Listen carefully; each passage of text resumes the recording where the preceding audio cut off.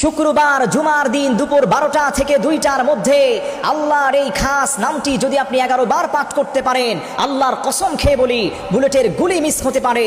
আল্লাহর এই খাস নাম 11 বার পাঠ করার পরে আপনি যা চাইবেন আল্লাহর নবী বলে দিয়েছেন উস্তুজিব, ওই বান্দাকে চাই দান করা হবে। সুবহানাল্লাহ পড়েন। আমার প্রিয় ভাইরা, শুক্রবার জুমার দিন লিডার অফ দ্য ডে যাকে বলা হয়, সপ্তাহের মধ্যে শ্রেষ্ঠ দিন, হাদিসের ভাষায় তাকে সাইয়্যিদুল আইয়াম বলা হয়। এই জুমার দিন সময়টা আপনাকে মনে রাখতে হবে, দুপুর 12টা থেকে 2টার মধ্যে।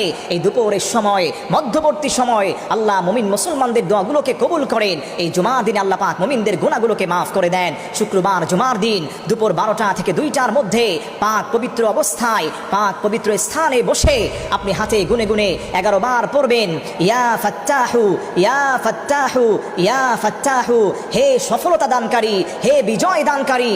আল্লাহর যেই গোলামটা আল্লাহর এই খাস নামটি 11 বার পাঠ করার পরে আপনি হাত তুলবেন আল্লাহর কাছে, বলবেন আল্লাহ হে, আমার রিজিকের অভাব দেখা দিয়েছে। আল্লাহর নবী বলেন তোমাকে সম্মানের রিজিক দান করা হবে। আপনি বলবেন আমার ব্যবসায় লোকসান হচ্ছে, নবীজি বলেন আল্লাহ তোকে ব্যবসায় মঙ্গল দান করবেন। আপনি বলবেন আল্লাহ হে, মানুষ আমাকে ঠকাতে চায়। আল্লাহ বলবে গোলাম তুই আমার বিজয়ী নাম নিয়ে আমাকে ডাক দিয়েছো, আমি তোমাকে বিজয় দান করবো। সুবহানাল্লাহ।